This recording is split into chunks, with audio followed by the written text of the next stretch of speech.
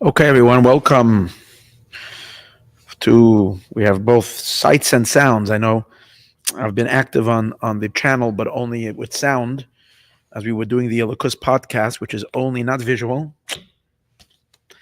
Now I'm here again, for whatever that's worth. So we're going to do the Ezras Hashem. We're holding the middle of a discourse that we started 2 weeks ago. Last week we didn't learn because it was Shavuos. Thursday night we concluded the holiday. This week is Thursday night. We're going to continue the discourse we started 2 weeks ago, which was on the statement that in the time when the Jewish people said Nasa v'nishma, the angels came down. A heavenly voice came down and said, "Who revealed to my children this great secret that the angels serve Hashem? The angels serve God by first doing and then listening. People usually need to listen first, and then they can do. They'll listen, they'll hear, they'll take in the information, they'll decide if it's something they want to listen to or they want to act upon. But the Jewish people, by the giving of the Torah, were so committed to God that they said, we will do and we will hear. Even before we will hear, we already consider it done. And God was very impressed by that. He said, I didn't expect that from humans.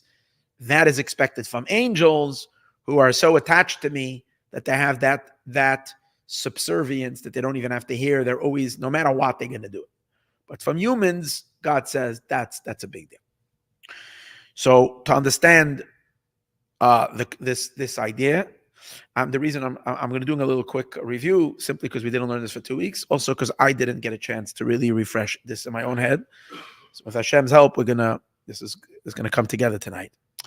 So to understand, he says first, the concept of Matan Torah. That's the question he asks. To understand the big deal that we make about Shavuos, about the event of the giving of the Torah, the event at Sinai. The question is, Abraham had already fulfilled the entire Torah, and he also taught the Torah to his children. So the Jewish people had already a Torah in tradition from way back then. So, and another thing we need to, so what do we make such a big deal? What happened on that day that they didn't have? The knowledge of the mitzvahs they had before already. Another question is, why did God come down with such a powerful commotion? Why did Hashem come down with such a powerful commotion when it seems like all he had to convey was just very, very simple things like don't kill, don't commit murder, don't commit adultery? These are not some fantastic cosmic deep mysteries and secrets of the universe, divine secrets, very simple instructions. So when you go give someone, let's say, instructions of a shopping list of what to order and what to go shop in Target or in Costco or in wherever you go to, Ralph's or Trader Joe's, you don't need to present it with lightning and thunder and bolts of lightning. It's something very simple. If you're going to reveal the secret of life and something like that, we understand it's a special setting. What did God say? The simplest commandments. That's the question. So all of this will be understood by first prefacing another idea, he said. In Deuteronomy, after it conveys the 10 commandments, which, by the way, we see that in Louisiana, they already, that we have a great godly event that happened, that in Louisiana, the governor put into law that all schools have to display the 10 commandments. Amazing. Any case, so over there in Deuteronomy, after the 10 commandments, it says, if your son is going to ask you, what are the testimonials? Meaning, what are all these mitzvahs all about? You should tell him that God commanded me to do all these statutes, all these mitzvahs, to fear him. The mitzvahs bring us to fear God. Now, he explains that question is the question of the wise son. Because it says 4 times in the Torah, or the Torah speaks about four different questions, 4 different children. in the education of the Jewish child. The Torah is telling us that there are 4 different approaches we need to take because we have to have a different approach for a different type of child. So there are different categories. There's the wise son, the wicked son, the simple son, and the son that's totally out of it. And we have to speak to each one their language. So, and we learn it out from 4 times in the Torah where it says you should speak to your children regarding the Exodus. The one that we're talking about over here that God says God commanded us to do all the mitzvahs to fear him. To fear him is the answer to the intelligent son who asks an intelligent question. And the sages derive, how do we know it's an intelligent question? Because he enumerates and he says, what are the testimonials? What are the statutes? What are the laws? Since he's more specific, you see that he's really getting it. He's sinking his teeth into it. He's not just coming a superficial question. It's not a silly question. It's a thought out question. So you have to give him a good answer. So he explains, what really is the depth of the question? What's the question? The son is asking the question really when he says, what do you mean? God gave us commandments. He says all these commandments are only appropriate when we are in bodies. When our souls are contained inside a body. But when our soul is in heaven, you can't do these mitzvot.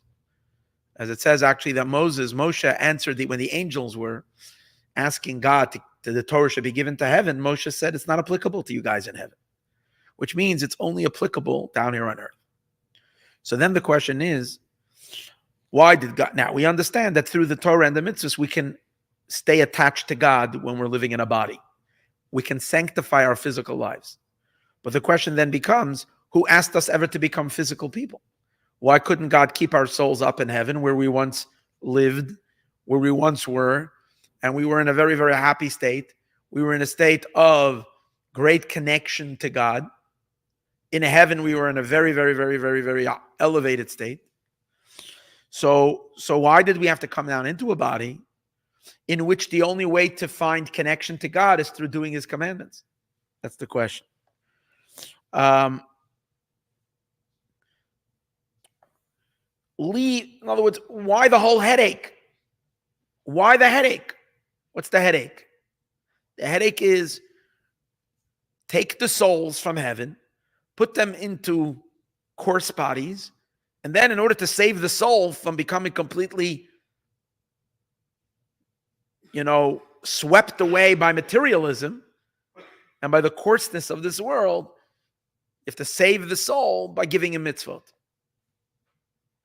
Why? Leave the souls in heaven and you don't need to. And that's the question of the wise son. The answer that is given, according to the Alter Rebbe over here, the answer that is being given is to fear God. So you'll say, what do you mean? The soul feared God in heaven. The answer is no, not this type of fear. In the soul in heaven only had a very limited perception of the divine. The perception of God as God manifests as a creator of worlds, even spiritual worlds, but a creator a creator. God as a creator is a very, very poor nothing of who God really is. His creation is not an enormous, amazing accomplishment for God. So therefore, when the soul knows God in heaven, it knows God as a creator. It's knowing only a glimmer of who God is. And therefore, when it loves and fears God, it's not really loving and fearing God. It's loving a tiny perception of what God is. Only in the mitzvot do we encounter God's very essence. And when we do the mitzvahs appropriately, God Almighty himself is revealing himself to the soul, infinitely higher than God being a creator. And that's the meaning that only through the mitzvot do we get to fear God, truly fear him. Because the soul gets to experience God God himself. And that's the answer to the wise child. So this is all what we were learning in the last class, part 1. And he went on, in order to explain this, he explained how the sages say that the greatness that we know of God, we say God is great, Hagidula, his greatness, that entire realm of greatness, which we can go and explore without an end, that endless greatness that wows us, that blows our socks off, that kind of like completely like is like crazy, can get us excited without end. That's God's humility. God humbles himself enormously to make himself great, a type of greatness that we can understand and appreciate. His true greatness of who he is, we have no clue. We have no clue. We have no relationship to it. We have no way of accessing it. It's cut off completely from us because it's outside of the realm of creation and of the realm of creator of creation. That's kind of the ideas we were learning. And that's why we learned a deeper meaning in the meaning that we say God creates the world something from nothing. So what does nothing mean? He creates the world something from nothing. He's creating the world from divine energy. That's not nothing. One of a deeper understanding why it's called something from nothing. Yes, God is creating the world from divine energy, but divine energy that has become so diluted that it's considered the energy of creation that God invests to create the worlds is truly nothing, absolutely nothing. So that energy is the great God that we know. So it's the nothing that's great, not his true great. So his true greatness, it's impossible to go there. Well, in a mitzvah, we're touching it. We're connecting to it. It's transmitted to the soul. And that's why mitzvahs are awesome. That's kind of a review of what we learned. Now, let's see if we can navigate the next parak. In order for there to be this, for God to contract himself into this nothingness, to create the world from a nothing of his energy, God, it didn't happen on its own. God does that intentionally. So there must be something that motivates him to dilute his otherwise infinite boundlessness into the seed that will create all of the universe. That seed is the yud of God's name. The yud of Hashem's name is a yud, is that seed. So in order to come down into that tiny little yud, in order to be that symptom, and this humility laid aid for him to go down, and to enclose himself into the world of speech. Hanikra Gedula, that's called great, because there is a statement of the sages that say like this: when can we say God is great? Kishahu be'ir Elokeinu. Because there's a verse that says in Psalm 48, there's a verse that says, God is great, Gadol Hashem. What's the verse? There's a verse that says, Gadol Hashem, Gadol Hashem Mahulo Ma'od. God is great and very praised, Be'ir Elokeinu, in the city of God. So what does that mean? When is God's greatness praised? When do we go hoo-ha to his greatness? When that greatness manifests in the city of God. The city of God is the world of divine speech. Because in divine speech, that's where God speaks the world. The whole process of the universes and creation come from his speech. So when he lowers his energy down into the words that he speaks, those words create the world. But he is infinitely above the words that he speaks. So divine speech is nothing of him. And that's the energy of the world. So now he's asking, what motivates God to lower himself down into the world of speech, into that nothingness? Hanikra Gedula, which is called greatness. This is a tremendous descent. Kemaimer Rizal, as the sages say, in the place of his greatness, that's where you find his humility. Piddish, meaning, there isn't a greater humility from that infinite descent. For him to dress himself in the Gedula. Imagine the most important person in the entire world. The most important, most powerful, most brilliant person that everybody seeks out their advice and their counsel and they are the most powerful person. Sits down in a little playground in a sandbox, lays on the floor and is making little mud piles in the sandbox, pouring a little water, making little things. We understand that that's a tremendous humility of this guy, that he's playing with the little kids. Like literally, he just came out. Wherever he goes, he has millions of people pay tickets to hear him speak and to inspire them and to whatever. Like everybody's out to.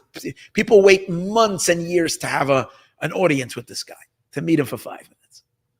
And here he drives by the park. The little kids are there.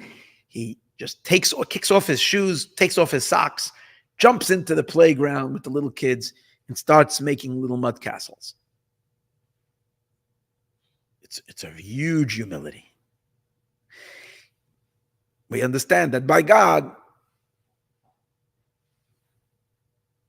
the gap from him to get into the playground and make little mud castles, what the entire universe is, not just the physical world, little silly mud castles for an infinite God is a tremendous humility.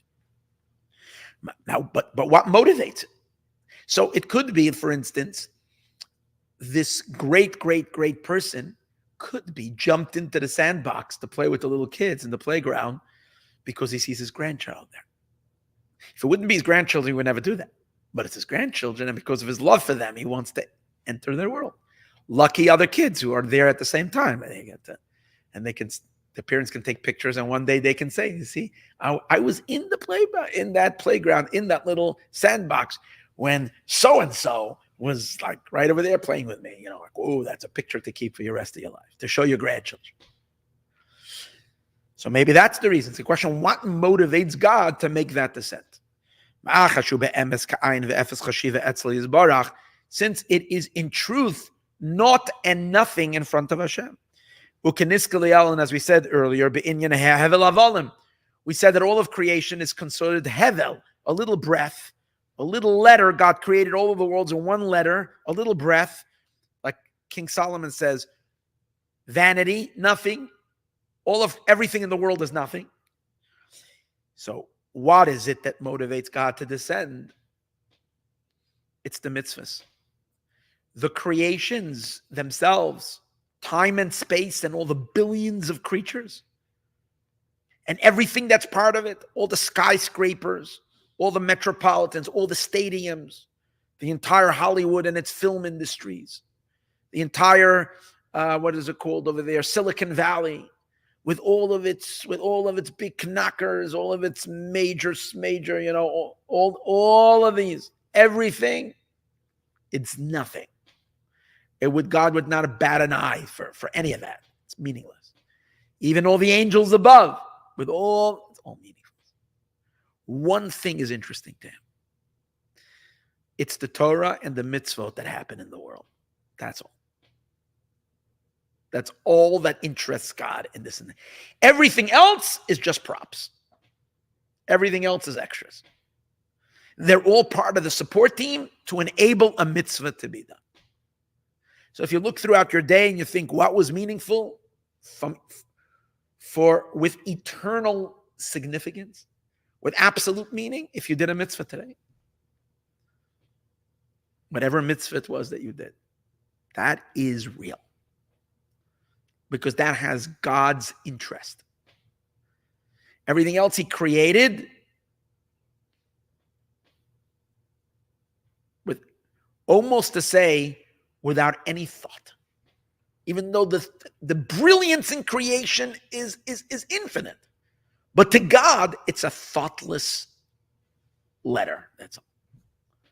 He dropped a chewing gum wrapper on the floor. And that's what created the universe. That's it. It's meaningless.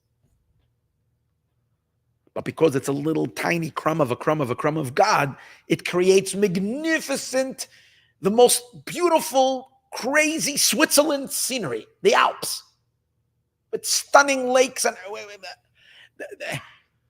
galaxies and galaxies in outer space with billions of stars. It's impossible to fathom. It's all that little wrapper that he dropped. It's nothing. A mitzvah that is done. And what I'm saying right now is the truth. This is the emes. This is the truth. This is the truth. So when you're watching someone do a mitzvah, you should stop and pay attention. More than the most stunning sunset on the most stunning, obviously this is like moves us because to us this is valuable. This is like, wow. And then, okay, someone is helping an old lady carry her bag. That's a mitzvah. Doesn't only have to be a mitzvah that we understand. Mitzvahs that every mitzvah. That's what God has in this world. And that's what motivates him to continue this nothing of a project called the universe. So the only something that's there is the mitzvahs. Hinei Torah mitzvahs. It's the Torah and the mitzvahs. Kamaimer Razal Pasuk Bereshis. The sages were not shy to say this. They said it on the first word of Torah. What's the first lesson when you open up the book of Genesis, the beginning of the Torah? You didn't learn anything yet. You're going to have your first lesson in Torah. You're going to read the first word, Bereshis. To say Bereshis, which means Genesis, it means in the beginning. The sages say it means for two things God created the world. What the word Bereshis conveys the soul of creation, the purpose of creation, the inspiration in creation. What's the inspiration? What's the drive? What's God's drive in creation? What does God get out of creation? For the sake of Israel and for the sake of the Torah. For the Jewish people to study his Torah and do his mitzvahs. That's it. That's his profit. That's his enjoyment. That's his pleasure. That's meaningful to him. For the sake of the Torah, that's called Rashis. Gam Kamaimer Sifri, also like the Sifri says, Parshas Azinu. Echad Mishloisha Kinyanim Shakana Kadosh Baruch Hu Ba'olamai. Sages say that God acquired three things in the world. That means he created a boundless universe, and then three things he goes and he acquires them. That means he says it's worth buying them, purchasing them. Everything else, this is mine. So what did God take? What's his acquisition in the world? Torah kinyan echad. The Torah is one of the things. What does that show? That the Torah has value. The Torah is value that God says, I'm going to buy that. The acquisition of something is showing that this is precious. This has value. That's why you're going to buy it. Now, the mitzvahs are called in Zohar. How many positive? There are 613 commandments. They're divided into two categories: the positive ones and the prohibitive ones. So the positive mitzvahs are 248. The 248 commandments are called the 248 limbs of the king. What he's doing now is he's making it far more personal. The mitzvahs are not only things that God cherish, but God himself flows into the mitzvahs. Just like a person's soul flows in the limbs of his body. If you listen to the Lekutei podcast, we're learning about that a lot. How the soul flows into the limbs of the body. Each power of the soul finds a particular limb to be infused in. So God, the infinite God and the boundlessness of God, he has limbs through which he flows into. And those are the commandments. Just like by way of an analogy. Aver alim shuhu basar, which is flesh. Vegidin and arteries. Vatzamis and bones. Shehem b'chenas keli, which those with that flesh and sinews and bones, they are only a vessel for what? Va'or v'achayus mispashet b'toichon, and into that vessel flows the light and the energy. V'klulusa nikra b'shem aver, and together now they're called a limb. What's the limb? A limb and an organ is really of significance, not when it is put in, let's say, by an animal, or not when it's in the soup.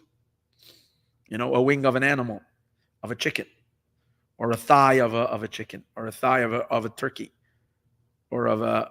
Right? The limb is significant when it's part of a living entity. And what makes up the limb? Two things: spirit and matter. The matter of it is the bones, the flesh, and the sinews. That's the matter of the limb. And then there is the spirit of the limb. That's the living life force that's within that limb. A limb of a living being is a very, very valuable substance in this world. There's so many substances in this world that are not part of a living entity. They're part of dead matter, or even plant. It's a step up, but it's still not of a living mammal, especially a human limb. A human limb is very important, but it's made up of both vessel and energy.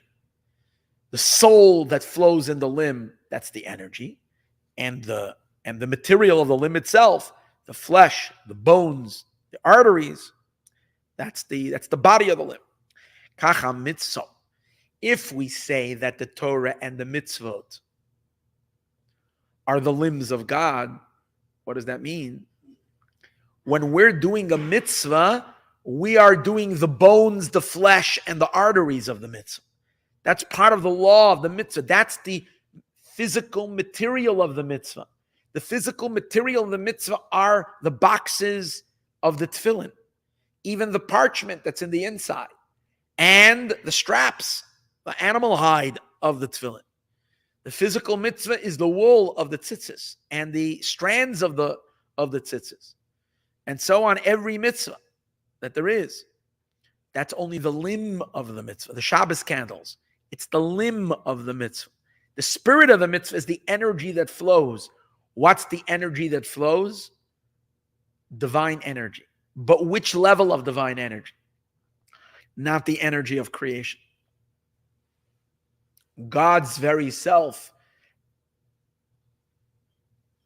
as he is infinitely above the creation, flows in those mitzvahs.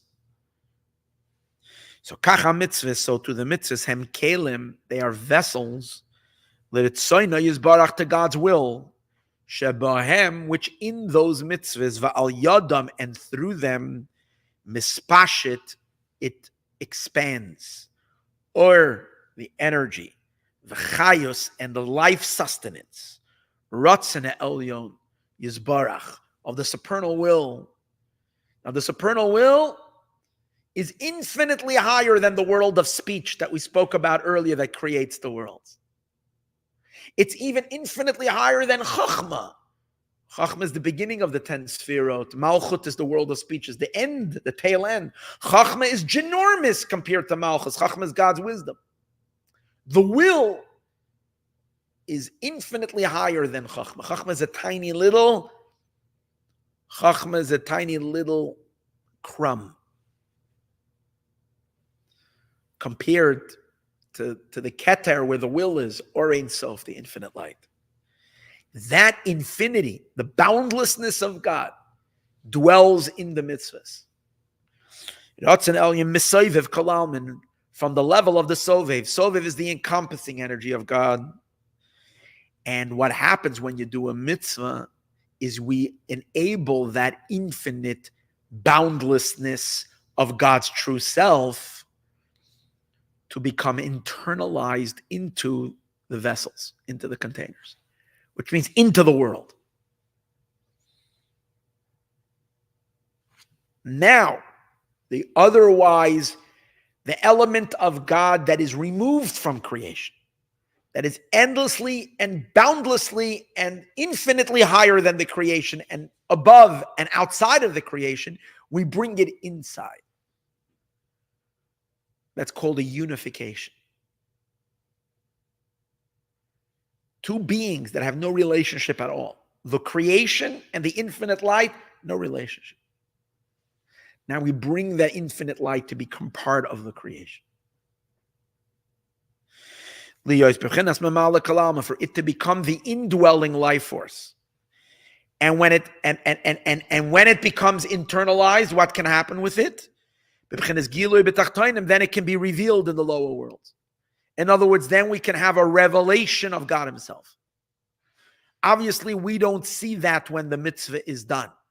When we do a mitzvah, things feel exactly the same like before we did the mitzvah. We don't necessarily feel the vibrations of the infinite. But it does happen.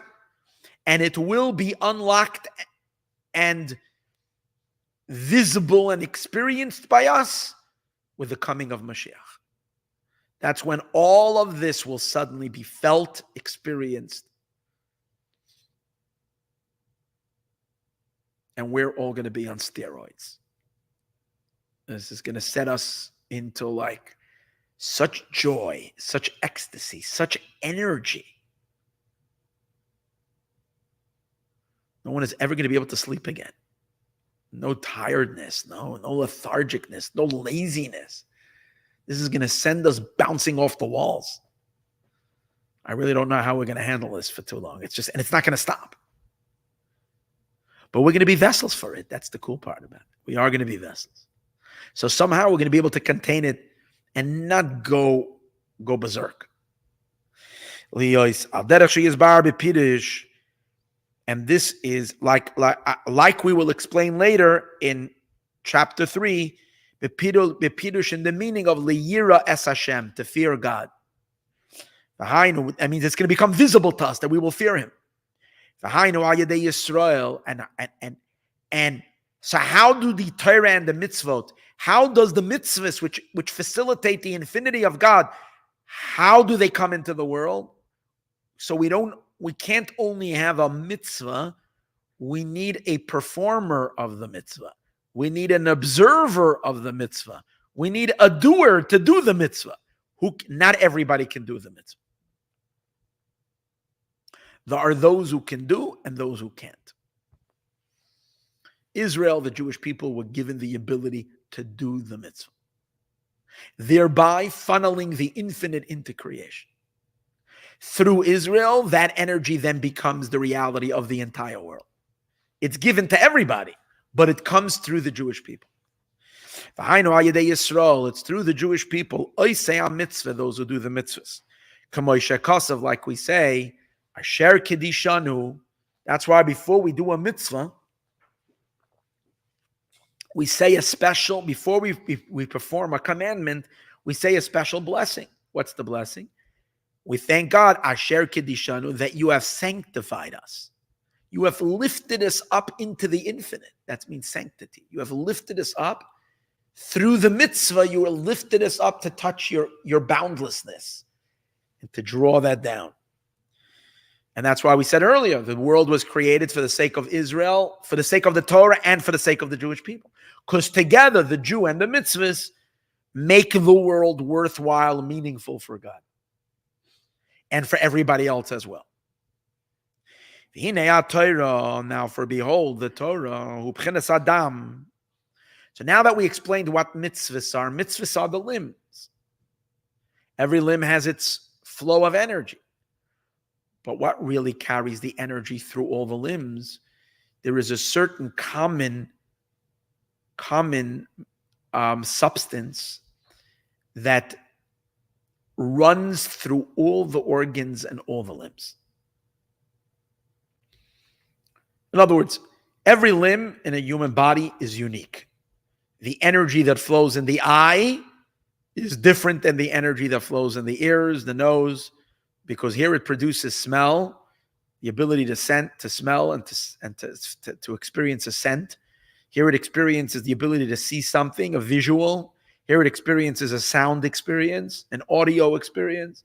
And when it goes in the brain, the energy produces and enables us to have intellectual, to have cognitive and deep ideas, to develop ideas, to be creative, and so on and so forth. And then there is the abilities that go into the mobile abilities, including artistic abilities, which we can do with our hands and feet, so on and so forth. Every limb, its energy facilitates, and the limb is tailored and made in a specific way that it should be able to facilitate these energies. Fine. But above that all, what is shared in all the limbs that's equal? That's the blood.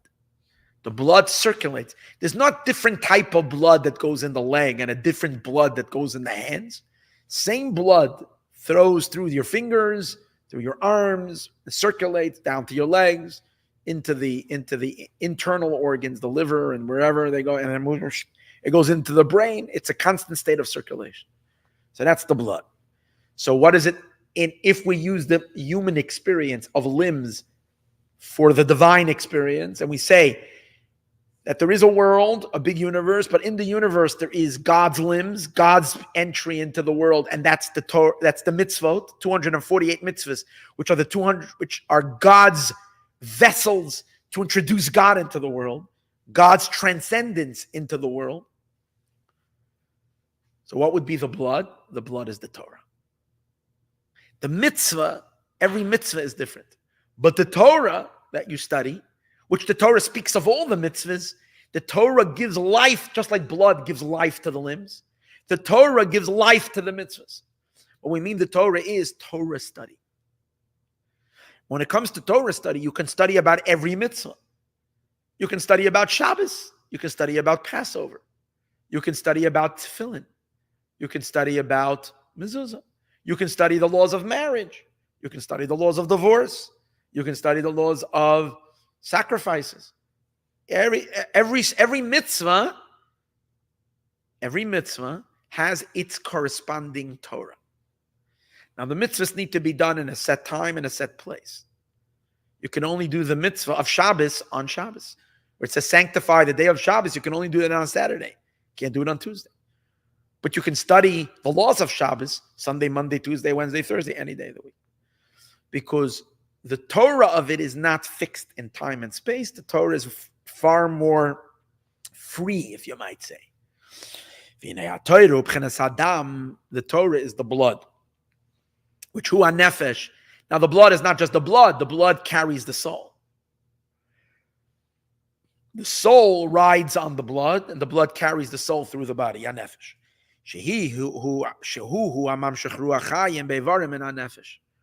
Which we know the bloodstream is what delivers the spirit of life from the soul throughout the body. And a nefesh atzma from the soul itself. And it's the source of all the life of the soul that's in the limbs. We said earlier, every limb has its function, has its particular power. But the source of all of them is the soul itself, which the soul itself is delivered throughout the entire body through the blood. So what he's basically saying is Torah from this perspective is higher than the mitzvahs, because the Torah is the energy behind the mitzvahs. It drives the mitzvahs. It brings life into the mitzvahs. On a very simple level, this can be understood. On a very simplistic level. When a Jew keeps the mitzvot because he lived in a Jewish community and he's been brought up that way, he or she, and they know that they basically know without really much study. And even if they studied very, very, very, very, very superficially the mitzvot, and they do. And when they have a question, they ask the rabbi, and they find out how to do things correctly. Fine. There's lacking life and vitality in that observance. Even though they do it, it's dry, it's lacking. If you take the time to study before a holiday or before you go to do a mitzvah, what's the significance of the mitzvah? Even if you're not learning the mysticism, the Kabbalah, but you just learn the laws of it, it suddenly makes every detail so important. You realize what the origins, how do we learn this out? How many arguments are there until we got to this particular way of observing it? So many different rabbis argue, and then finally, this is the right way to do it based on this and this. Suddenly, there is life to it. So you see, the Torah adds life to observance, let alone if someone learns the mystical, Kabbalistic secrets of every mitzvah, the unification of the divine energies that flows in the mitzvahs. Wow, that mitzvahs are done with alacrity. They're done with excitement. You can't wait to do the mitzvah. You do it with mindfulness. So you see, there is the limb and there's the life of the limb. The Torah is the blood. It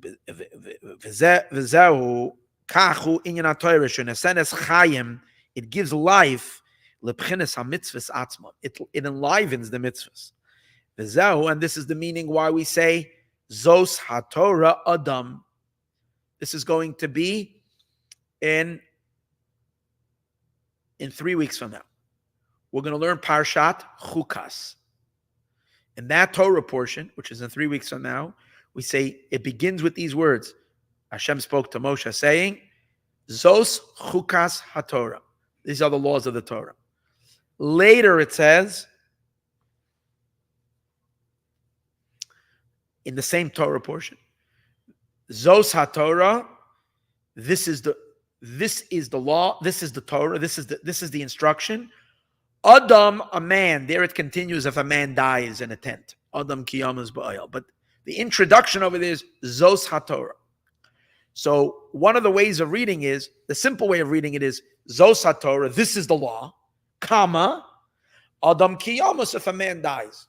So you have to read it like Zos HaTorah, comma, and then Adam kiyamas. The word Adam refers to the next words. If a man will die, and the laws of a person dying, how they transmit impurity.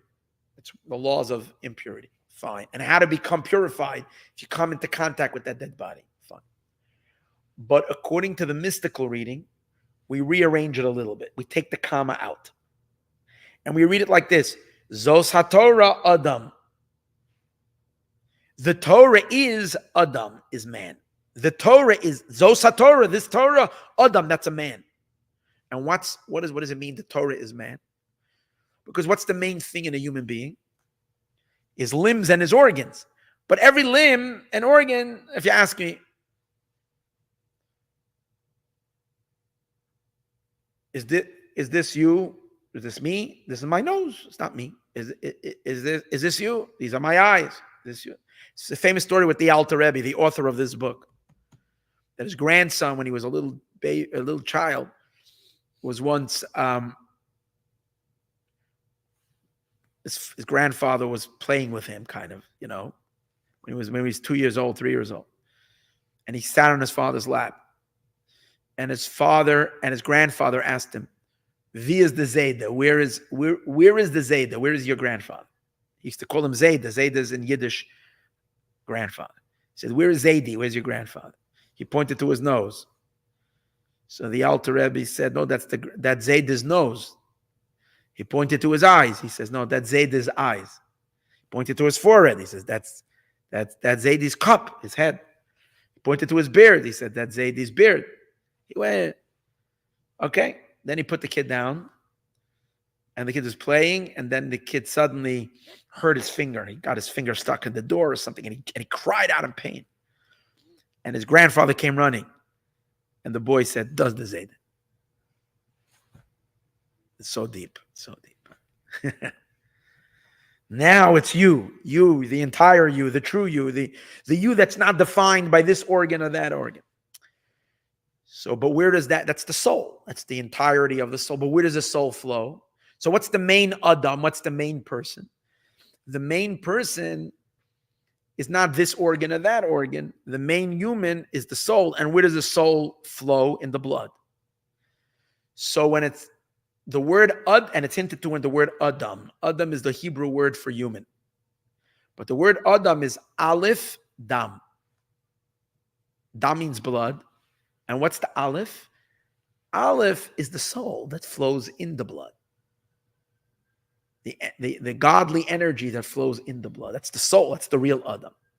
So we're saying about the Torah is Aleph Dam, is Adam. Because the Torah is the blood life. The mitzvahs, they are the organs. The Torah is the blood that runs and circulates in all the mitzvahs. Aleph Dam. Adam, Aleph Dam. Shehenein Pirushei mitzvahs. They explain all the mitzvahs. Upratei halchasei, and the details of the laws. Eich shetia ha-mitzvah ketikuna. How do we do a mitzvah appropriately? And therefore they run through all the mitzvahs. Ubezeh yavin maimer Rizal. And well, this will understand what I was mentioning earlier. That there's a certain lack of limitation that is in the Torah that the mitzvahs don't have. Which means that the Torah, in a sense, is godlier than the mitzvahs. Because the mitzvahs are locked in time and space. Every mitzvah must be performed in a certain time. There are a few mitzvahs that are timeless. But most mitzvahs have a specific time for that mitzvah. And the mitzvahs also have a certain place. You can't do every mitzvah in every place. Many mitzvahs you can do anywhere, but there are mitzvahs, for instance, you can only do in the land of Israel. Tithing is only in the land of Israel. The real tithing, the tithing of produce. Leaving over the edge of the field, payah, that you're not allowed to cut. Most of the agricultural mitzvahs apply only in the land of Israel. Sacrifices, we cannot bring them over here. You can't make a little altar in your backyard and offer sacrifices to God. It must be in Jerusalem, by the Temple Mount, in the Beis Hamikdash. So the mitzvahs apply in certain space, a certain time. But the Torah of the mitzvot, you can do them anywhere, and it says that if you study the Torah of any mitzvah, it's as if you did the mitzvah. It's not just you doing the Torah. It's considered as if you've done the mitzvah. So if you want to bring a sacrifice today's days until Mashiach is here, fully revealed, we cannot bring any sacrifices because we don't have the Temple Mount in our hands. We'll have it very soon in our hands. But as it stands right now, we can't bring the sacrifices. We don't have the purity. Even if the Palestinians would vacate and they would all leave the place, we still couldn't bring sacrifices because we don't have the red heifer procedure done and all that. Even though we've been finding red heifers recently, but we're not ready yet. We couldn't do it. But today's days, so what happens if you do want to bring a sacrifice? You can't, but you can. The sages say, study the laws of a sacrifice in the Torah, and God says, I consider it as if you did it. Even if you're doing it when you're in Boise, Idaho. That's fine. Even though the temple is very far from Boise, Idaho, you can still do is Boise, Idaho or Boise, Montana? Boise, Idaho. Okay. Obezet. What's the one in Montana? Bozeman. Okay, yeah. Okay, good. Obezet Yovamaimer Azal. And with this, we'll understand this teaching of the sages. Anybody that engages in the Torah of the sacrifice called the oila. It's as if he offered a burnt offering. This is the Torah for the ola. And the sages also say on the verse, in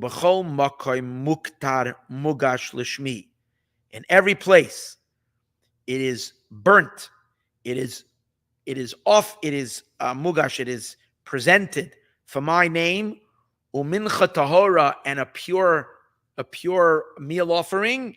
So the sages say, Elu Talmidei Chachamim. These are the Torah scholars, that they're the ones who are bringing offerings for God all the time. So what's not understood is like this. How can the study of a mitzvah have more power than the mitzvah itself? The mitzvah has to be only in a specific designated time and space. But when you're only learning about it, at best we can say it's a little bit, it's the best you can do, it's a little bit, but it shouldn't be more powerful than the mitzvah. Yet in a certain sense it is. Why? That the quality of the Torah is stronger than the mitzvah's atzma. The mitzvahs are only applicable when the temple was standing. Dafka. Where, first of all, it had to be in the era of the temple. Now we're living in an era, until Mashiach is here, that we cannot bring the sacrifices. And also, we're in the wrong place. You have to be in the place of the altar, which the place of the altar is only in Jerusalem. However, in contrast to that, the great scholars who learn Torah, b'chol makom u'b'chol zman, any place they are and every time they're living, the verse considers it as if they actually brought the sacrifice. And the same is with other mitzvahs, not just sacrifices. There are those that are dependent on certain times. Shabbos, you can't fulfill the mitzvah of Shabbos when it's not Shabbos. Shofar needs to be blown only on Rosh Hashanah. And any other holiday, if you blow an animal's horn, you've done exactly that. You blew an animal's horn, but you didn't fulfill any commandment. It's meaningless. Other than if you enjoy blowing animal horns, it's meaningful to you, but that's it. Sukkah, or sitting in a special sukkah booth, only on Sukkot, the lulav, and shaking the 4 species of plants that we do on the 7 days of Sukkot. Only that week of the year we do that. Any other time, it's meaningless. They have an appropriate time that they're done. But when you do them any other time, lav mitzvah, it's not a mitzvah.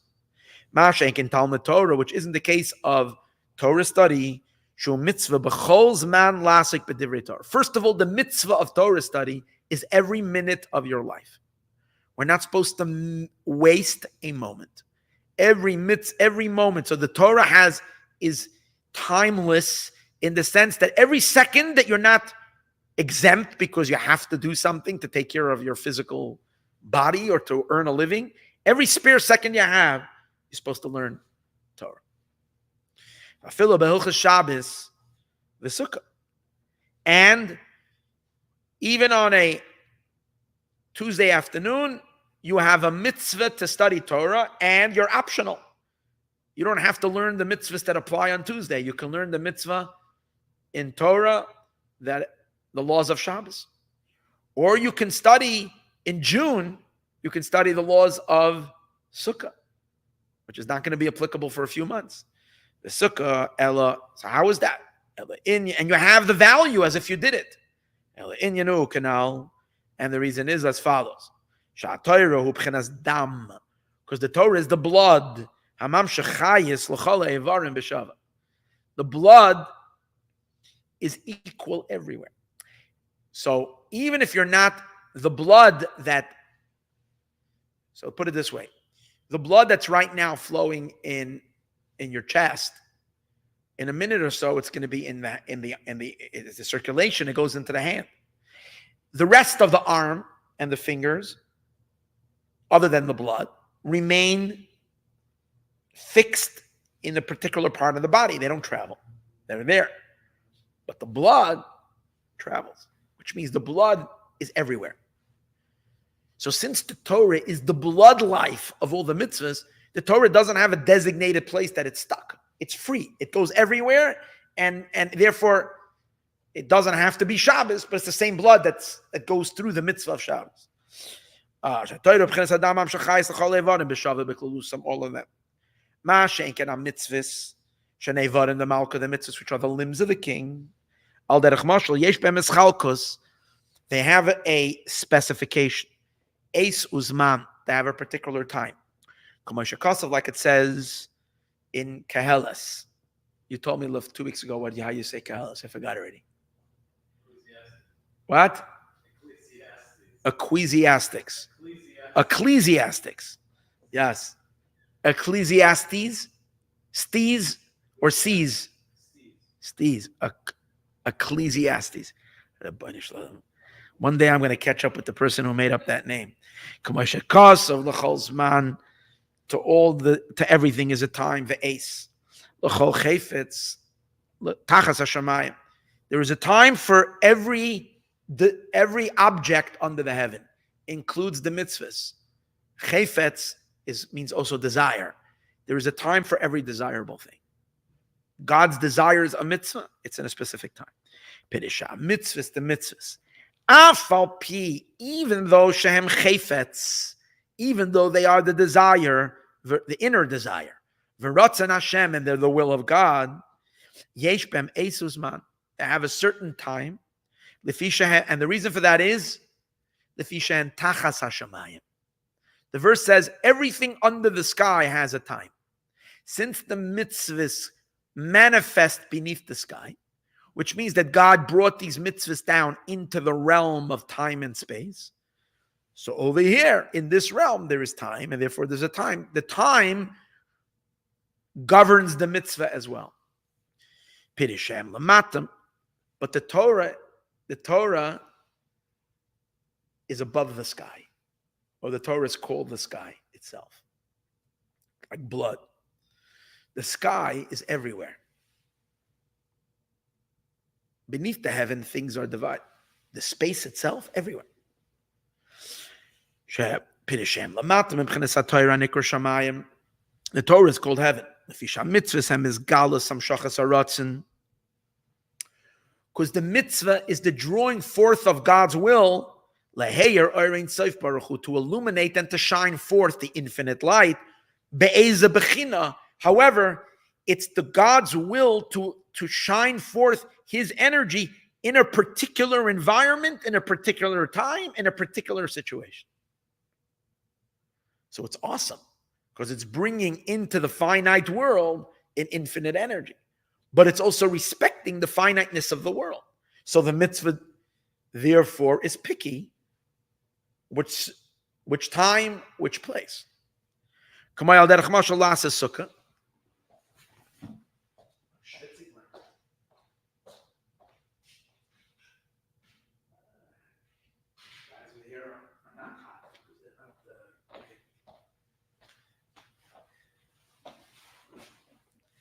Thinking about doing that already 12 minutes ago, but okay. Now I finally plotzed.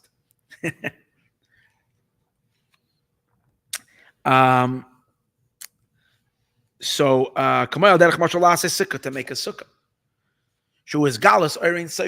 It's the revelation of the infinite light.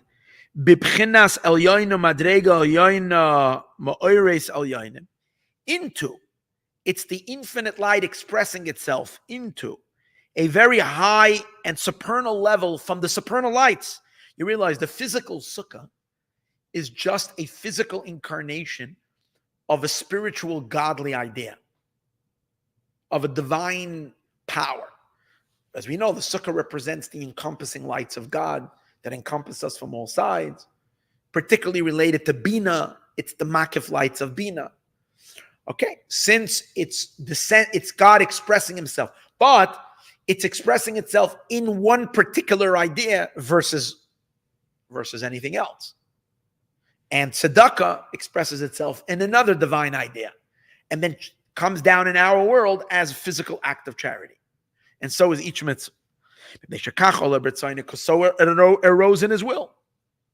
Fine, so that's the mitzvahs. So the mitzvahs, therefore the mitzvahs, because they come down to manifest themselves into our realm, God is revealing his will into something specific. So the specifications kind of bring limitation to the observance of the mitzvah. But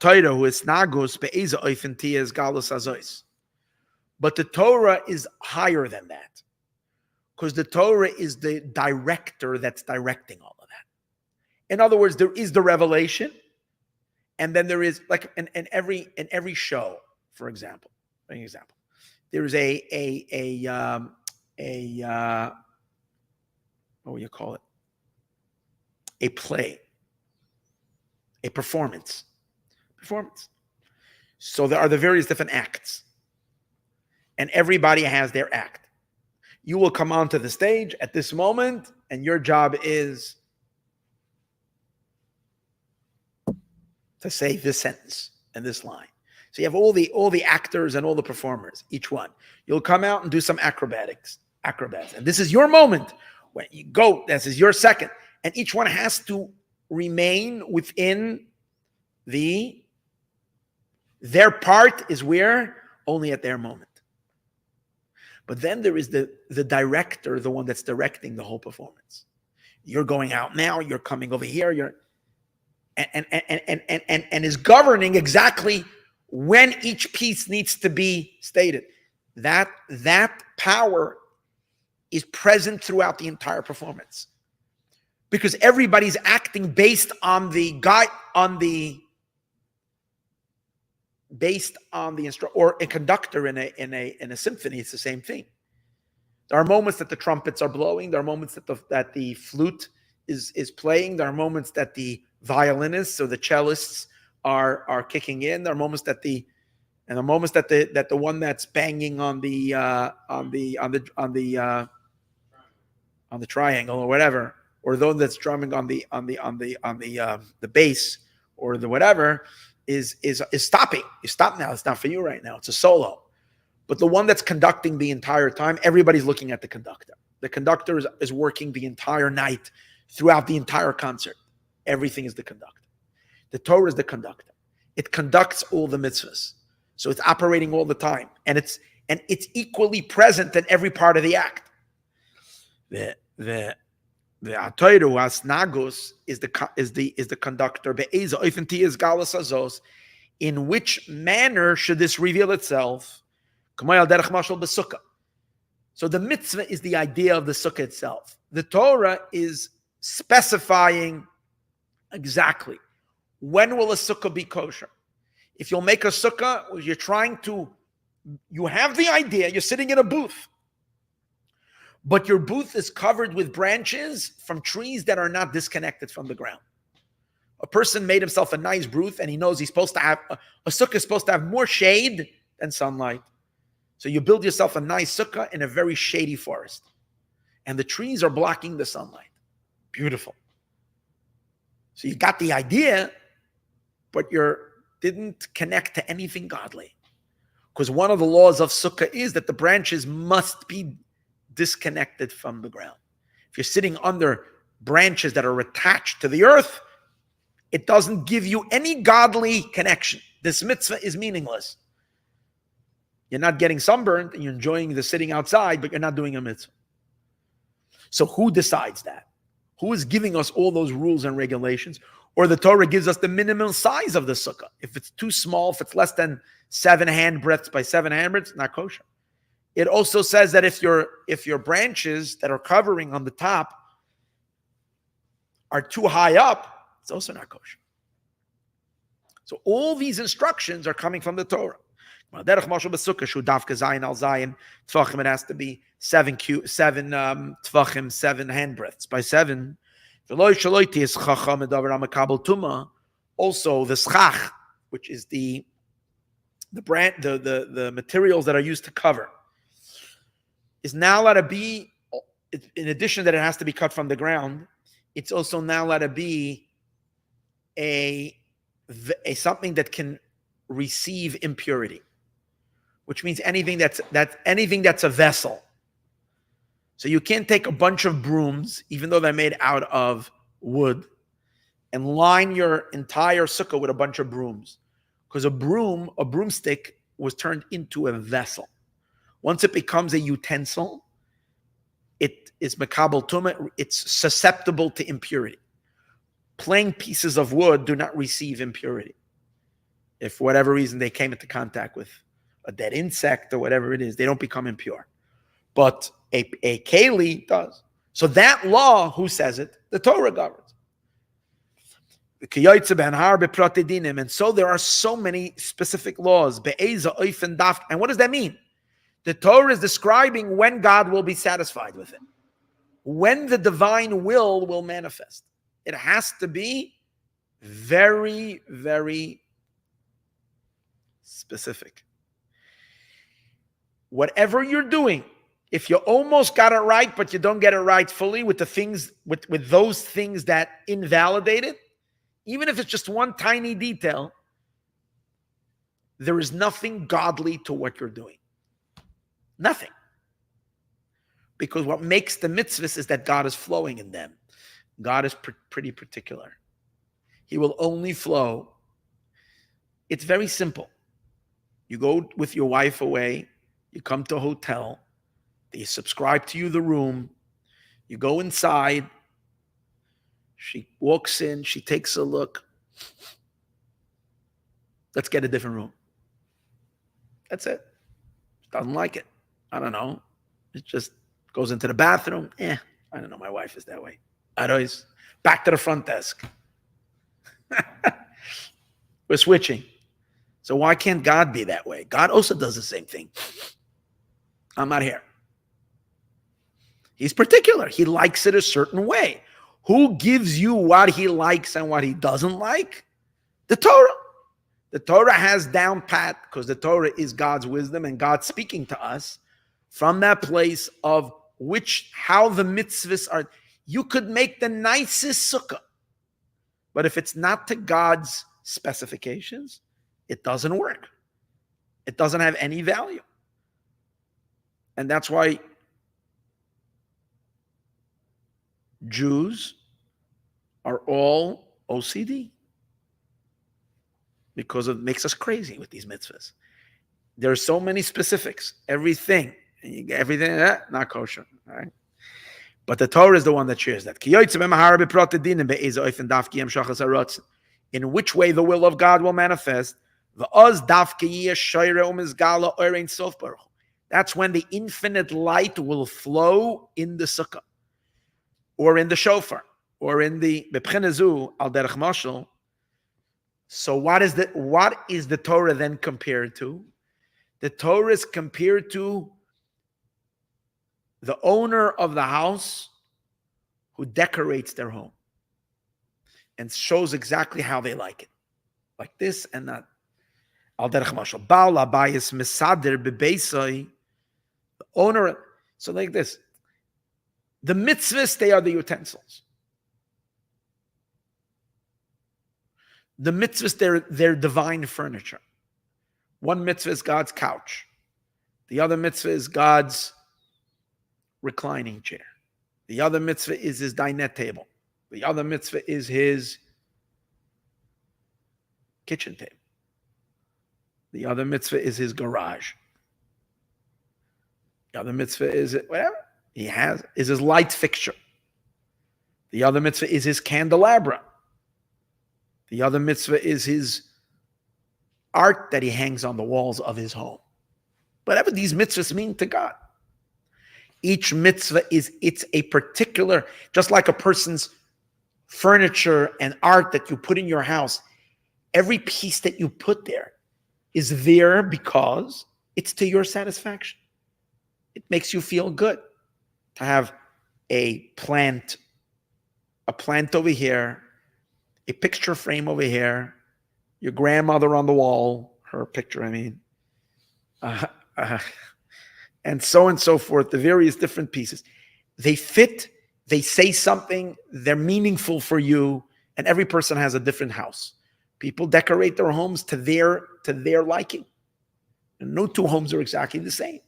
This color carpet, this fits my comfort, it fits my nature of who I am and what I am. So too, God has his specifications in everything.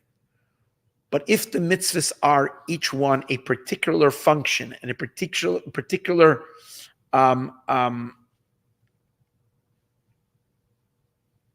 piece, that the Torah is God Himself directing every part.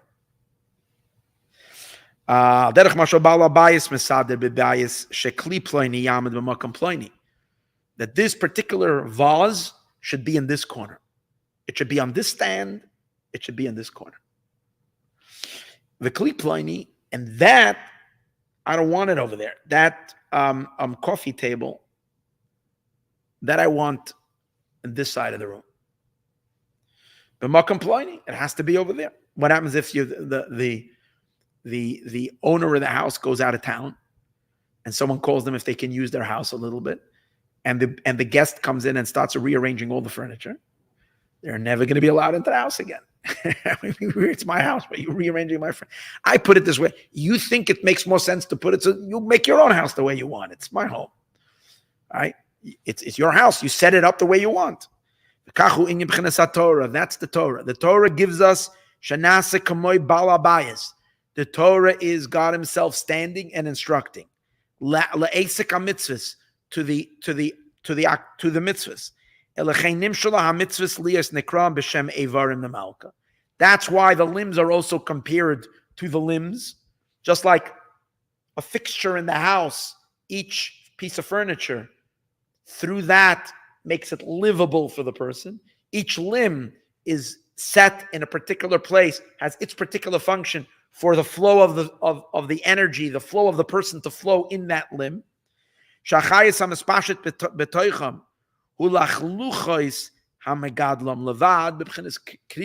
But now he says it's a different level energy. It's a gval. It's not just, it's a different function. It's a different level of presence of life. That means we understand that the furniture and the decor of a home, each part and each particular part adds to the life of the home. We understand that. But it's a whole different level energy. The person himself, the owner of the house, the homemaker, the owner of the home, they themselves are the life that's in the one who, the occupant of the house is a higher level life than the home itself and all its pieces. So now let's take a look a minute here. The same is with the limbs. Every organ and every limb has life to it. It means in addition to the blood that runs in the limbs, there is blood in the limbs, obviously. The blood carries the soul. But in addition to the blood that runs through all the limbs, each particular organ and limb has its own a moisture, a certain, I don't know what that would mean scientifically, a certain wetness, a certain moisture that's in the limbs, which is a sign of life. Because we know when, God forbid, when a person dies, the body dries up. The moisture is a sign of life. So there's a certain moisture of life in the limbs that's the level of life that the limbs themselves have. But he says that moisture is cold. Meaning it's life, it's moisture, it has life, but it's cold life. That means it's not intense life. It's vaguely being alive. The blood is hot. Because there's a far more intensity of life in the blood. There simply is more life in the blood than in the limbs. The limbs are a weak, I'm saying, of course the blood flows in the limbs, but even without the limbs, even without the blood, there might be some life in the limbs, but it's a very external level of life. But the blood is the internal life of the person. And the deeper soul is flowing in the blood, in the body. And that's the difference also between mitzvahs. Mitzvahs also have a flow of divine energy, but it's far more external to the flow of divine energy that's flowing in the Torah. It's deeper energy. This is cold. Torah, which is the Torah. Dam is compared to blood. Pchinas Adam Aleph Dam. The Aleph, the letter Aleph, blood. Shadamu nefesh. The blood is the soul. And this is what draws the main life. So what does this mean practically? To really be engaged with God and be alive with godliness and connect to the inner godliness, you have to study Torah. And when you want to draw a Jew closer to observance, sadly, there's a lot of Jews that are not observant and don't know much. Of course, the beginning is to do a mitzvah with them. You open up a bond with God. That's why the Rebbe was so much into putting on tefillin and doing a mitzvah with the Jew. That's the way you hook them. That's the way you open up the connection. But if you still have if it's not a meet and goes type of situation when you meet someone just and then, but if you maintain a connection to this individual, it's so important to immediately start learning Torah. Because if you start learning Torah with this individual, you'll have a huge effect in transforming the person completely to become a person that is deeply committed and deeply connected. Nothing can compare to study. And in ourselves, it's the same thing. We want to really warm up to godliness. Make yourself daily study. And this is what draws down the main life. That is within it. And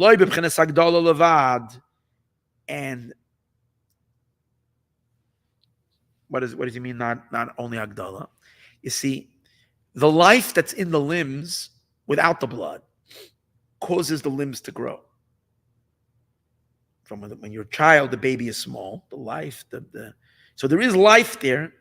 In other words, organic life, almost just like a tree grows, the body grows, and the body grows from the life that's in the body. Obviously, from the food we eat and so on and so on. But there's life in the body. But that's, as we said before, it's an external life. It's life that maybe expands the limbs. But real living vitality in the limbs, that's the blood. It's for this reason, since there's a more internal level of divinity in the Torah than in the mitzvahs. The mitzvahs is a more external life. The Torah is a more internal life. That's why the Torah exhibits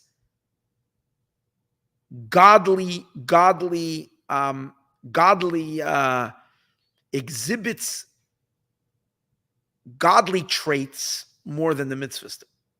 In which sense does the Torah exhibit a godly trait? Is that the Torah is beyond time and space. That means that's what we said, the Torah we can study all the time, and it's not limited in time and space. The mitzvahs, because they are more external divine energy, so they're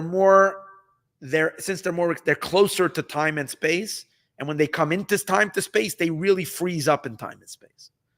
So in this sense, they become bound by regulations of time and space, and therefore, and this is the reason we say Zaisa Torah Adam Pirish Adam Shal Demusak Ki say Demus Kamara Adam. So now let's take that and trace that higher. When we say that the Torah is Adam, is man, which man are we referring to? We said blood. Whose blood? God's blood. This is literally, the Torah is encapsulating within it the human that's sitting on the throne. When Ezekiel saw the Merkava, he saw an image of a chariot and a throne, and above that a man sitting. That's the Torah. The Muskamara Adam, an image of the man that's on the throne.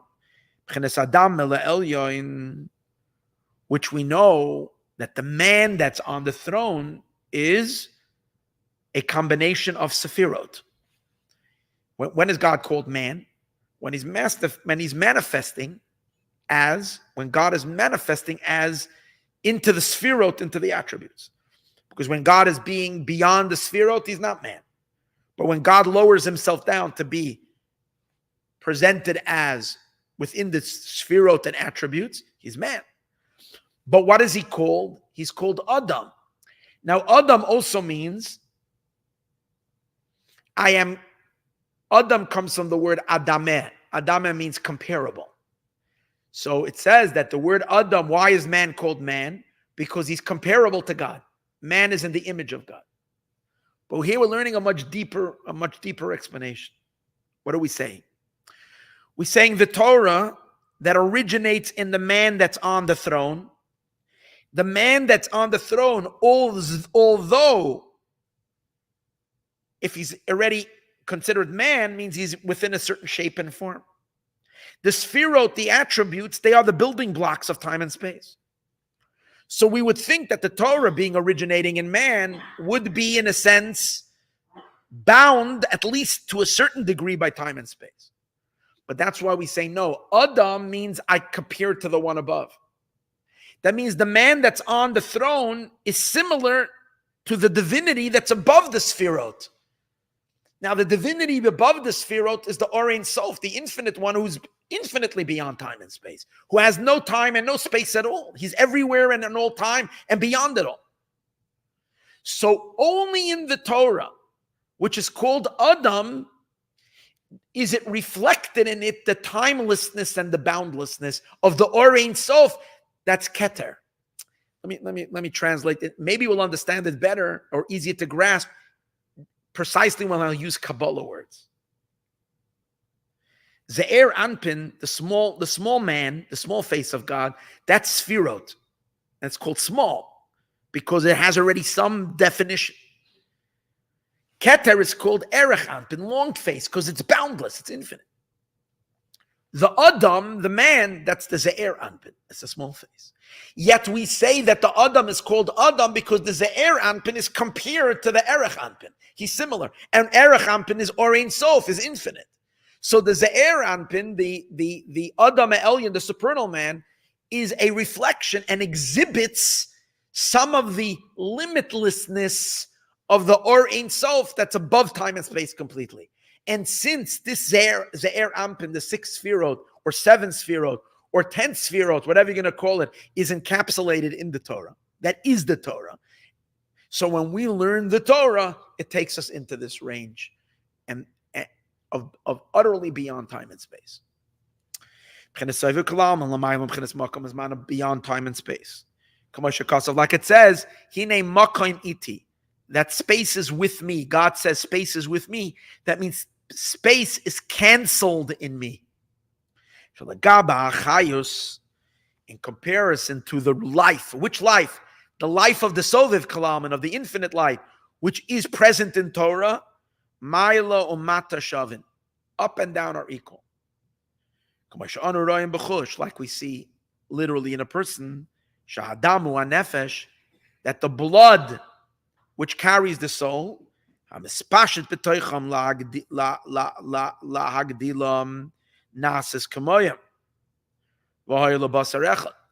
2 levels of blood. In the laws of Shechita, in the laws of Jewish ritual slaughter, there's 2 levels of that we find that we learn that there's 2 levels of blood. There's one level of blood that is soaked in the limbs, that's in the flesh. That's a blood that is saturated in the limbs. But then there's blood that we say is the main blood flow of the person.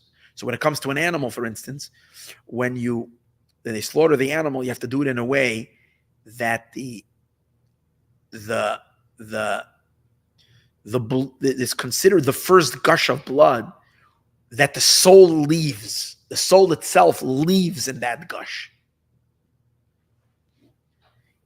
And that's different than the blood that's saturated in the limbs.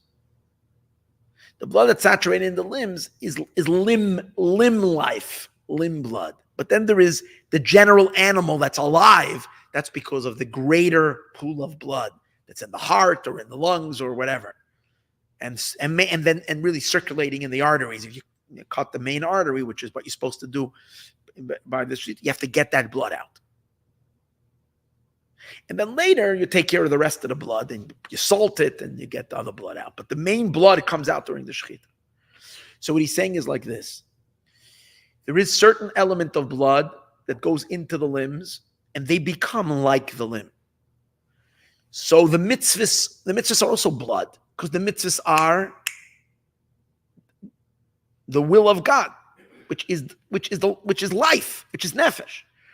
But that's the external blood that saturates it. Like we said earlier, we said there's a certain moisture in the limbs. That's the idea. It's the blood that becomes so saturated in the limbs, they become like the limbs.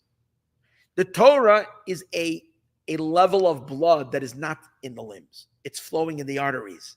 And it's life itself. It's not a particularized life that is particularized to a certain specific limb and a particular function. It's life in general. That's where he's saying over here. The blood, that's the nefesh. That expands into the limbs to make them grow. That life becomes like them. It becomes like the flesh. That energy becomes divisible based on the limbs. That's why the mitzvahs, which are that level of life, are under the restrictions of time and space. But the Torah, that's not a revelation of a particular will alone. The Torah is the person himself governing or dictating where the will shall be.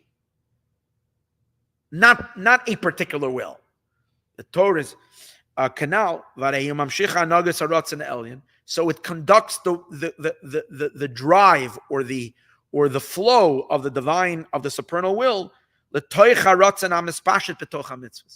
brings energy into the will that goes into the mitzvah.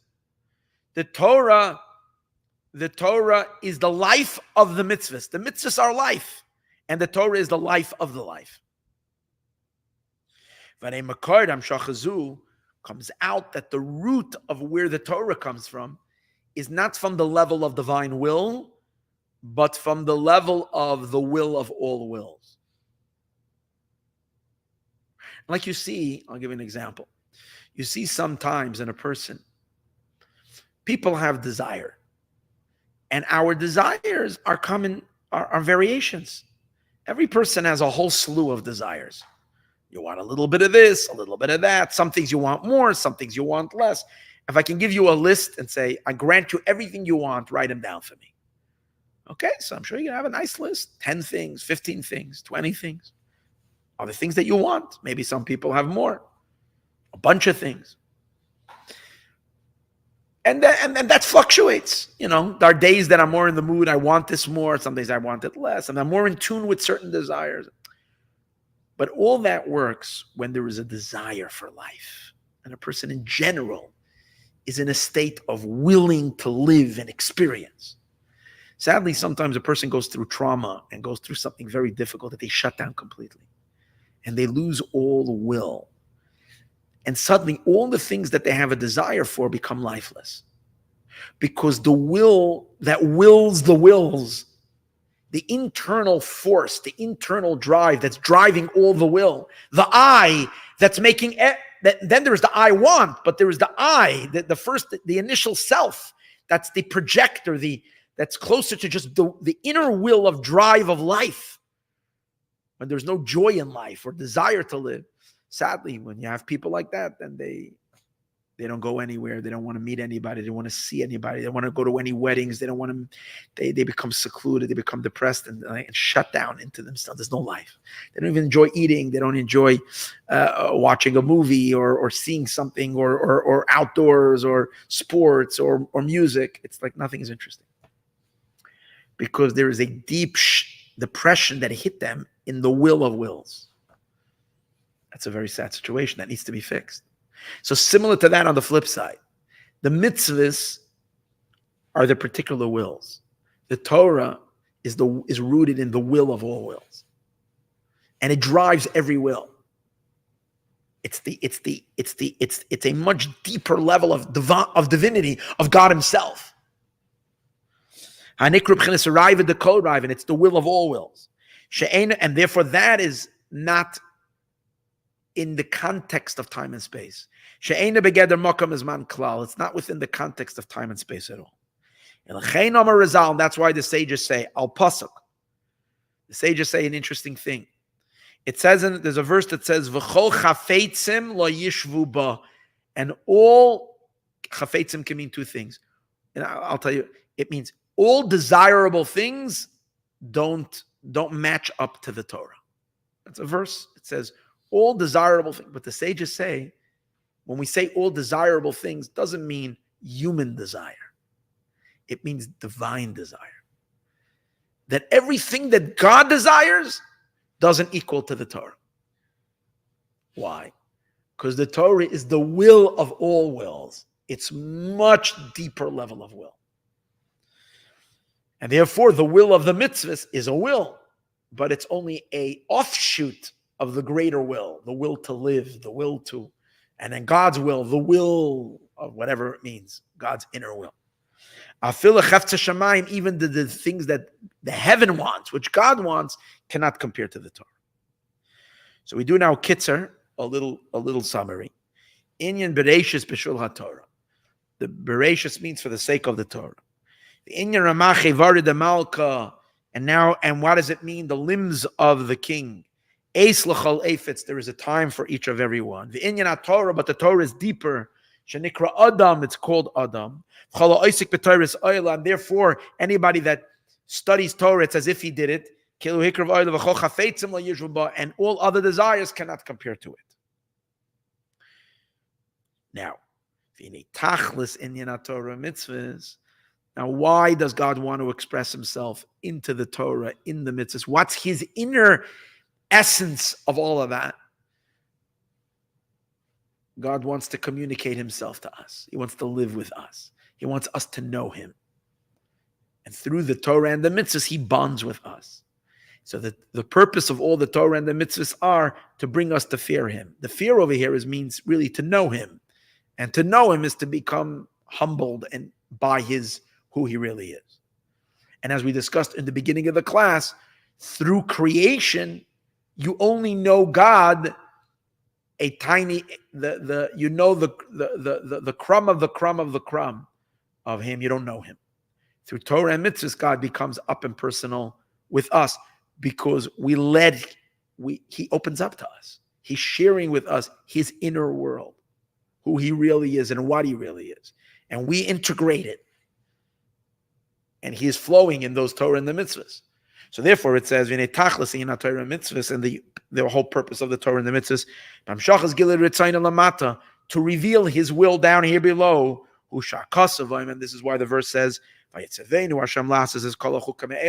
God commanded us to do all these statutes, to fear God.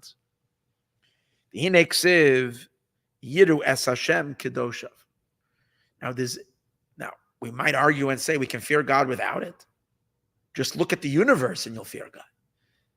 Stand there with a telescope and look out of space and see how enormous is it, and think for a moment who created it, you'll fear God. It says, there's a verse that says, Yiru es Hashem. But it says, who will fear God? Kedosh of His holy ones. And that verse seems to contradict another verse. Here it seems to limit who can fear God, only His holy ones. A selected club, a selected few who are called His holy ones. You got to be really holy. But isn't there another verse that says, Yiru me Hashem, fear from God, kala aretz, the entire land? Which implies that fearing God is something that everybody could. It's not only selected few. So he says, but you'll look carefully at the verse, you'll see it's different. Fearing of Hashem, everybody can. Yiru es Hashem, fear es Hashem, which means fearing God, not fearing from God, that only his holy ones. So why? What does that mean? What does it mean his holy ones? Everybody can fear it. So he's going to explain over here that there's two levels of knowing God, like we discussed earlier, and two levels of fear. You see, one way of knowing Hashem and therefore fearing him is when God is within the context of existence as we know it. He's the superior of this existence. He is the greatest of this existence. When we see him as number one, he's the number one power of all of existence. That instills deep fear. Not fear of punishment, but fear of awe of this mighty being who is the creator and sustainer of everything. However, God is still of a type of existence that we kind of can relate to, because we know a creation and he's the master of the creation. Therefore, even when we fear him and we become tiny in his presence, we are exactly that. We're tiny, but we still retain somewhat of a sense of self, of an importance of self. But when God opens up our eyes and allows us to experience him as he is, not as the master of the universe, but God's true self, that is so stunning, and that is so mind-blowing, and that is, we get to see what is real, what is really real. And then suddenly we realize that we're not small, we are just not. Our entire type of existence is nothing. So we're utterly nothing. The fear that comes when you're standing in front of the something and you are nothing, that's the fear we're talking about. For that, you have to be a holy one. You have to transcend, you have to be able to can't live in the consciousness of time and space to experience that. You have to ascend past it.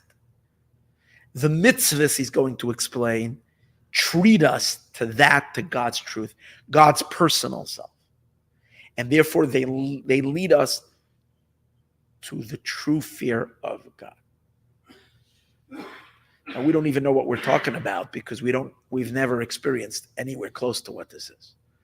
But this is what mitzvah, and when Mashiach comes, as a result of all the Torah and mitzvahs, we will be living in this sense of utter nothingness in front of him. Now, only when you say, why would anybody want to be nothing? That's what we study every Thursday night, of how to be nothing and how to be even more nothing. Because that means that you're appreciating the real something.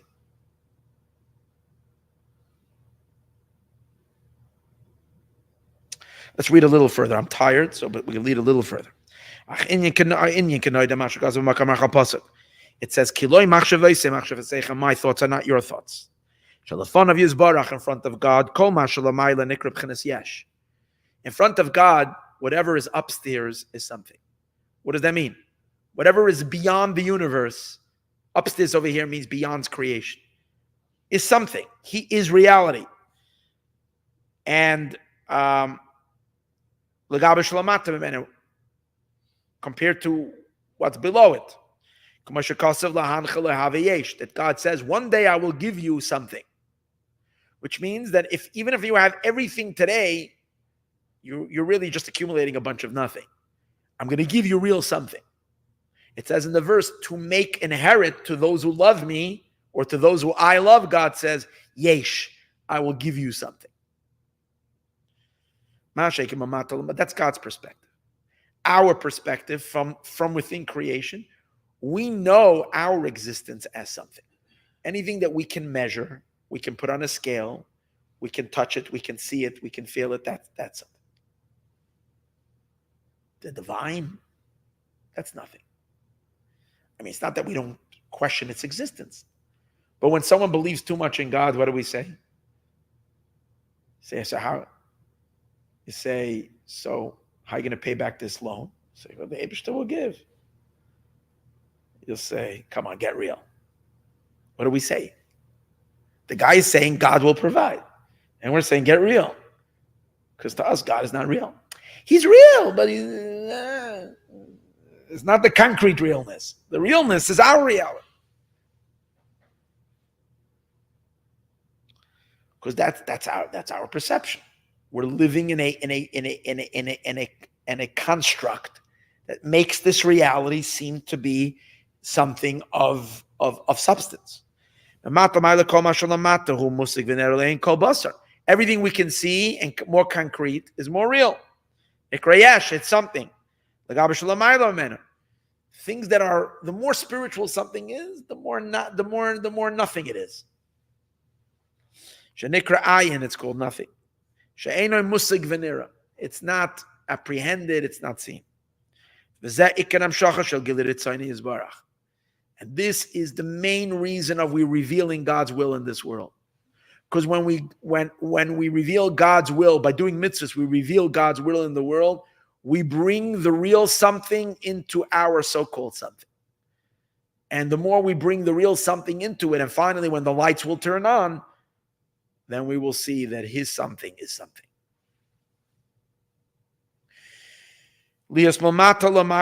So then from below, and our world, we will be able to see it the way it is from his world. We will fill the world with godliness, and not just with godliness, but with God himself, to the point that we will finally have equal vision. And our perspective and his perspective will be the same. As it is from above down. And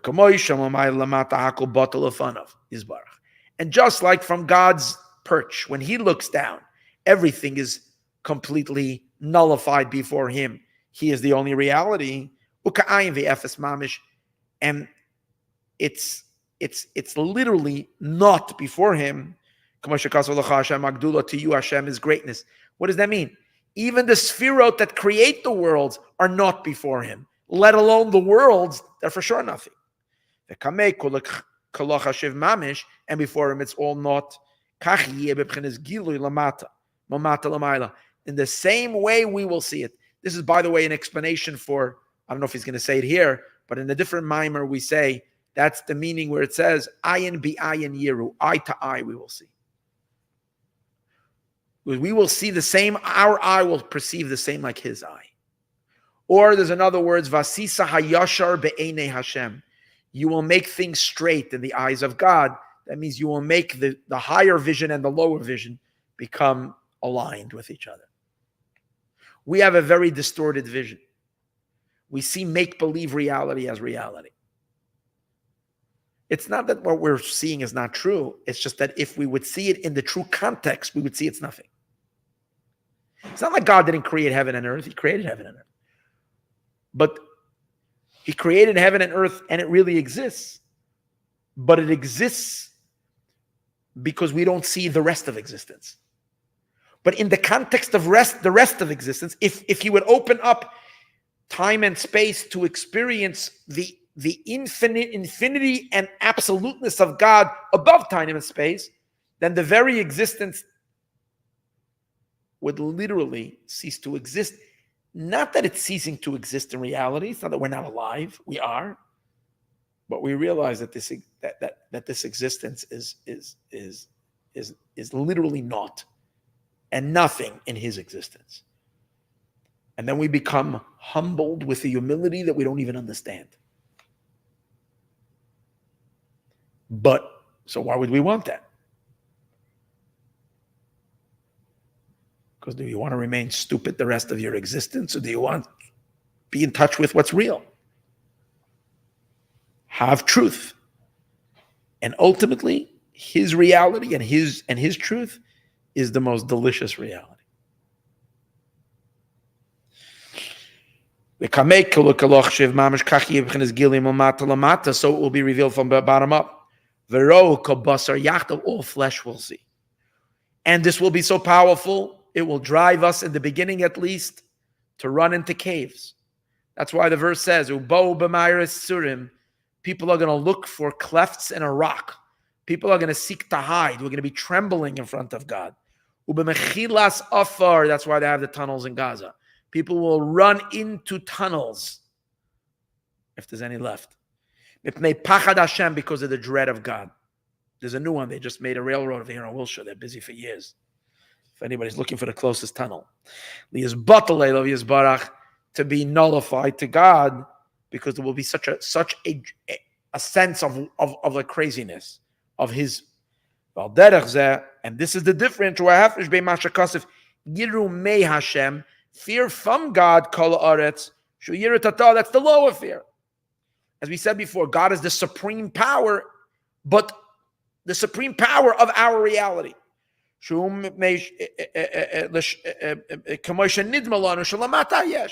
Below is something. So we know that, he's a superpower. We have to surrender, but we're still within the same level of existence. Fearing es Hashem. That means that we should become in a state of es. Es means nullified to something. Es hatofel l'shem havaya. We become totally nullified to him. Bittul mamish, complete nullification. Just like the way God sees it, that above is hayesh, is what is substance, ulamata kalochshiv, and below is not.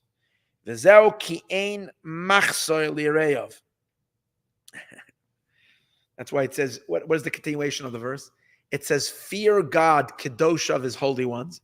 Yiru es Hashem, fear God, kadosh of his holy ones. And what does it say? Ki ein machzor, because there's nothing lacking lireyav to those who fear him. What's the deeper meaning? You see, as long as we feel like we're something, we have a whole bunch of needs. I need this. I need a pillow. I need a break. I need some time. I need my coffee. I need my this. I need my that. Because we're important in our own eyes. When we will steer the naked truth, when we will see the absoluteness of God's existence in front of our eyes, we will become so non-existent. There will never be a question, what do I need? The question will only be, what does he need? I need? Who are we even? It's going to be such a relief. Some people listening to this will get so scared. Am I going to have any needs? No, we won't have any needs. Because those who fear him, who are in a state of no, don't need anything. You're not scared. It's not like a person who's dreading for their life and they're dying and they don't have any needs. Because right now, nothing can. No. It all becomes absolutely valueless. We're not stuck in any needs because there's no I there. We're so in tune with his reality, we don't feel ourselves that we should need something. And that will be the most beautiful way to live. So on the one hand, we say when Mashiach comes, we'll have everything. There'll be abundance, but we won't need anything. When we'll finally have it, we won't need it. All the time that we needed it, we couldn't even get it. That's what I always say about sleep. Sleep is that way. When you're a kid, you never want to go to sleep. Your parents have to like throw you into bed. You don't want to go to sleep. Then when you get married and you have children, they don't let you sleep. When your children are out of the house and you can finally sleep, you can't sleep. So it looks like we weren't sent to this world to sleep. Only when you're a teenager, that's when you get to sleep. But this is the idea. We're going to be in a state of ayin and bittul and nullification.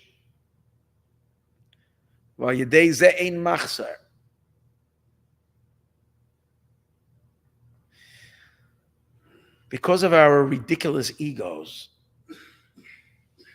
we have all the needs. Imagine being need-free.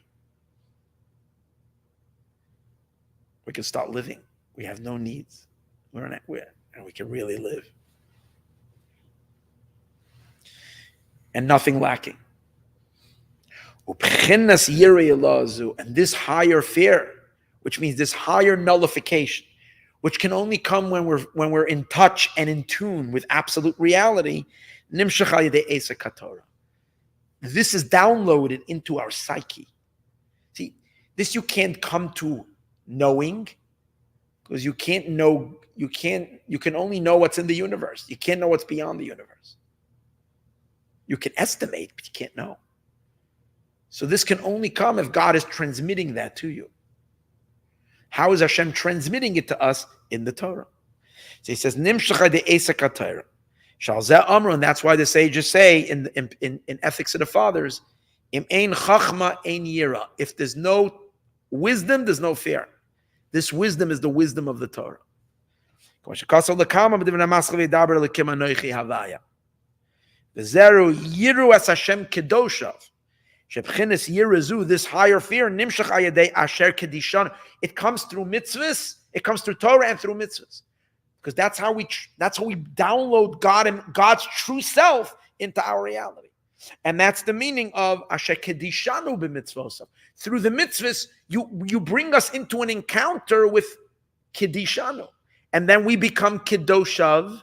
We become sanctified with your reality, and as a result of that, we can know your reality. And then we can fear you the way you ought to be feared, and then we have no needs, nothing ever lacking. God has commanded us to fear him. To fear him in a way, he commanded us all the mitzvot, that through the mitzvahs we will fear him. Leyiru es Hashem. Doesn't say leyira me Hashem. Es Hashem. Such a type of a fear that turns us into es. What's es? Es means completely nullified to him.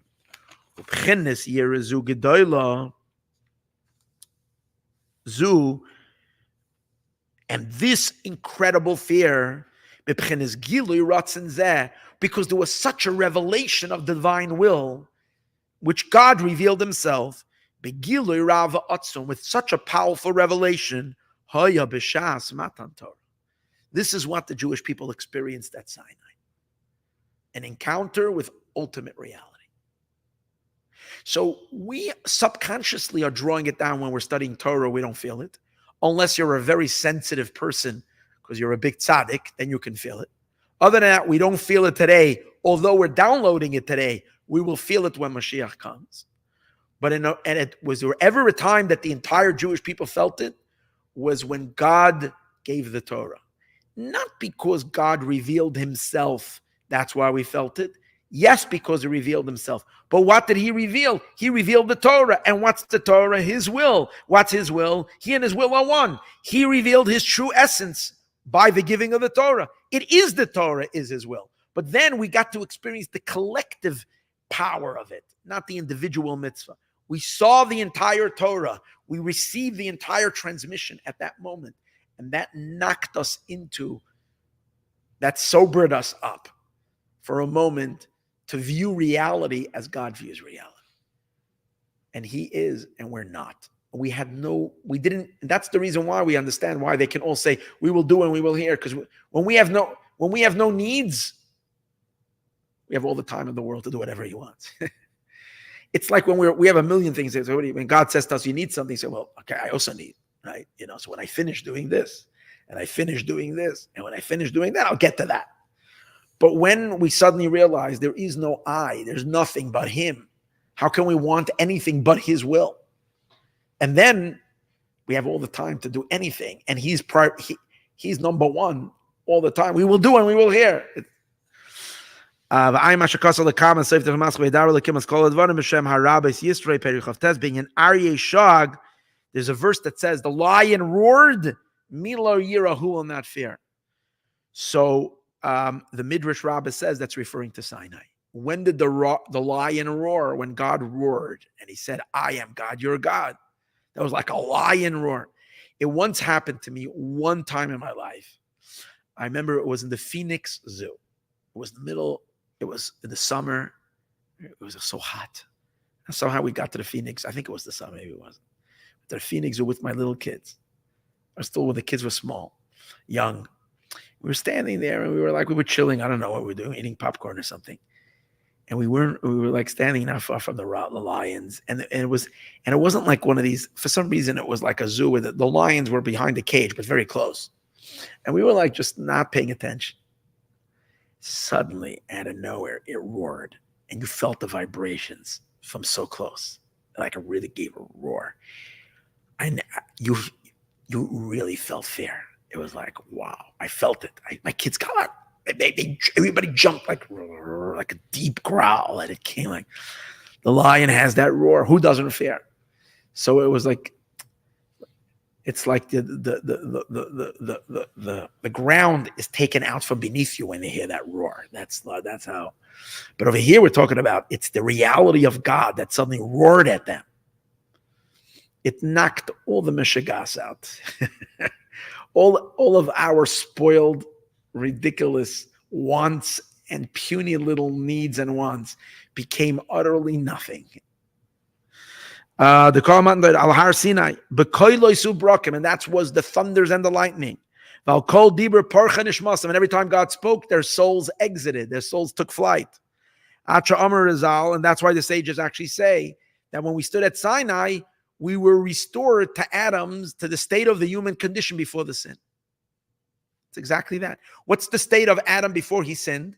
He saw his perception was God's perception. The snake came in and polluted him and made the world seem to be so, it blocks God. You don't see, gave him narrow vision. You see make-believe, time-space reality starts becoming so thick and dense as if it's something, and you start feeling yourself with all your needs. They became freed from the angel of death, v'shibud, and all enslavement, till the sin of the golden calf, and then it came back.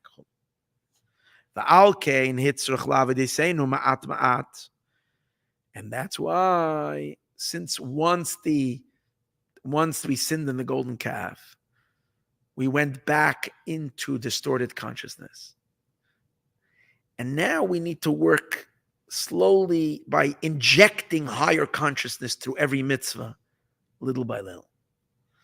And that's why it says, God says, I'm not going to bring you into the land of Israel immediately. I'll take you slowly so that the animals will not increase. I'll chase the dwellers of the land out of Israel bit by bit. Same idea, the internal Israel, which is our soul, we have to chase away the darkness bit by bit. Small little injections through every mitzvah we do, we inject a little bit of higher reality into our life.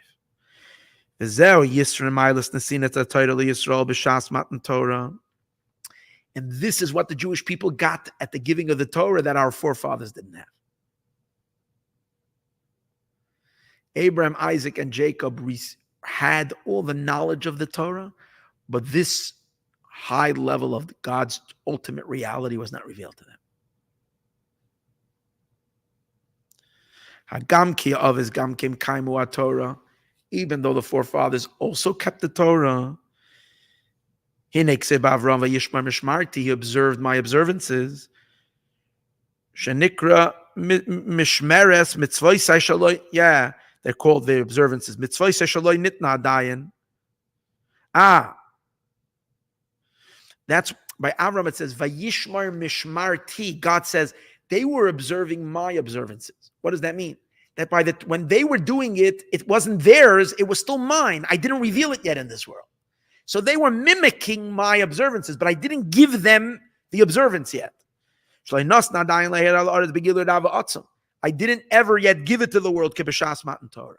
But at the time of the giving of the Torah, then God transmitted it to us. We shall finish this Be'ezus Hashem. I'll stop over here. And I was going to explain how even the simple things that God said, do not murder, do not commit, how they weren't just about that. They were much more about the transmission of God himself through those commandments to us, as we shall Be'ezras Hashem see. 1 hour, 59 minutes, and 42 seconds. Let's leave it so 2 minutes, 2 hours. Here we go, 10 more seconds. I didn't want to teach for less than 2 hours. So short, that's true. There we go. Shall we continue?